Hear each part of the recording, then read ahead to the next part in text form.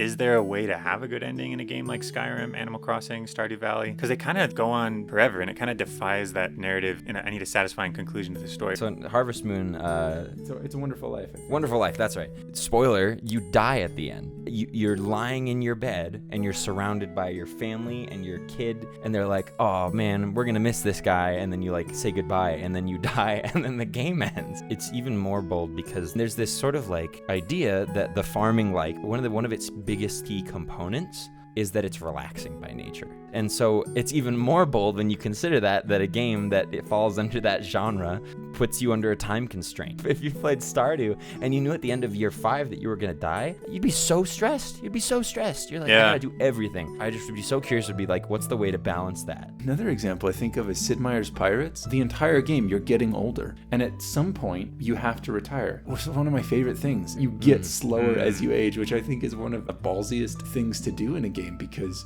players want to grow forever. But I think if you mirror the more natural life cycle of slowing down and deteriorating slowly until the time you ultimately expire or retire, I think that's actually a really compelling thing. If your game is about living, there's a way living ends, and it's death. And so I feel like if we're looking for like narrative satisfaction, that's really compelling to me. There's a ton of narrative games that all have endings, but if the game is about living a life in another world, maybe that's what's missing from a lot of them. Is if you want to like go through the experience of living this life, part of that experience is that it changes over time. As you get older, you change, your time on this world ends, you're old, you're gonna die. Like that's what happened. That's a fascinating idea to entertain for this kind of a thing. It's interesting, and I think you guys are right, it has chutzpah or balls or whatever, because it's like these games are so much about like progression, and like the character, the player invests so much into the character. The game has to be like really serious and really brave to be like, okay, now we're gonna kill you, the story's over, we're gonna take away all that and say you're done now. It's funny actually, because the first time I played Skyrim,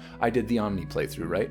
I did it all. I fought the war, I killed the dragon, I became the Archmage. I don't think I interacted with the Thieves Guild. I thought they were dumb. I did everything. At the end of it all, I had my huge house in Solitude, and there's the armor that I forged out of the bones of all those dragons. I got to the end of it, and I remember looking at my character, and I was like, I think this guy's ready to just like sit down and live out the rest of his days in peace and solitude. The only way to do that was to shut off the console and never boot the game save up again. So there's no like satisfying way for the game to recognize that you've ended. But it makes me think, if there was some event that was reserved for when you end the game, when you choose to end the game, kind of like when you're playing a big open world game and you're like, all right, it's go time. It's final boss time, right? I'm playing Breath of the Wild or Tears of the Kingdom, and it's like, it's time to go fight the baddie. Part of the sadness of wrapping up a game that you've spent so much time in is swallowed up in this incredibly handcrafted, satisfying, bespoke ending that just says like, well done, you did it. Here's something glorious to remember the game by.